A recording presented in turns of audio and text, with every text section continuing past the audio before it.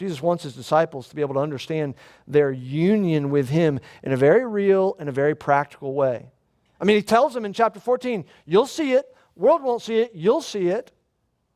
To which we're tempted to say, I don't know if we do see it. Where do we see our union with Christ? I mean, I believe it. I believe I'm in Christ. Bible tells me I'm in Christ. We're Bible people, right? Bible says you're in Christ. Guess what? You're in Christ. But where do I see that? Jesus says I'll see that. Where do I see that?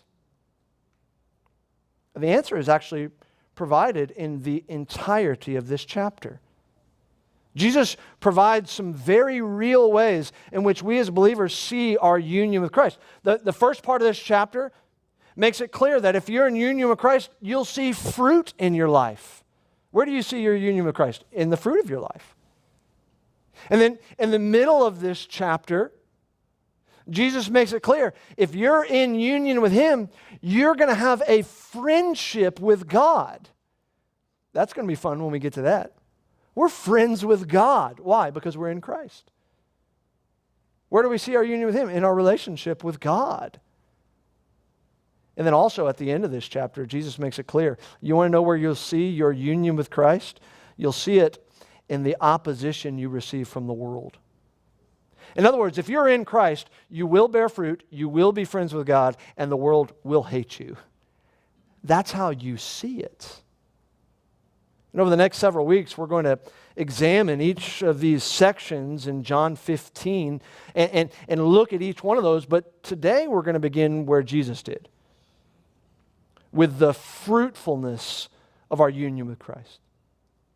You see, God has chosen to use the external demonstrable fruits in our lives to reveal the eternal condition of our heart. Out of the overflow of the heart, the mouth speaks. Your speech is a fruit that reveals your heart. Your behavior is a fruit that reveals your submission to Christ. We understand this intuitively. We use phrases like, yeah, that guy, he talks the talk, but does he walk the walk? In other words, does the fruit back up what he says? What Jesus is saying is, if you're in me, you want to know where you'll see that? You'll see it in the fruit of your life. And for us as believers, in order to take full advantage of our union with Christ, in order to most benefit from what Jesus is teaching, we need to seek to cultivate this fruit. That's why Jesus says, I will abide in you, and then he commands us, and you command, abide in me. We want to see fruit in our life, don't we? If you're here today and you're a true believer, you want to see fruit in your life. If you're here today and you're battling sin and you just can't seem to overcome that sin and it's been a prolonged battle, you want to see fruit of that if you're a true believer.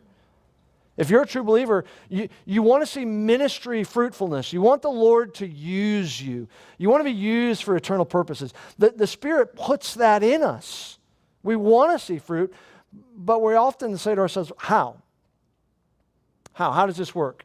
I'm in Christ. How do I grow in this fruit? How do I cultivate the fruit in my life? Well, these first 4 verses of John 15, they show us 4 necessary conditions for bearing fruit. 4 necessities for fruit bearing. You want to bear fruit? This is what you're going to need. First of all, verse 1. In order to bear fruit in your life, you will need a connection to Christ. In order to bear fruit in your life, you will need a connection to Christ.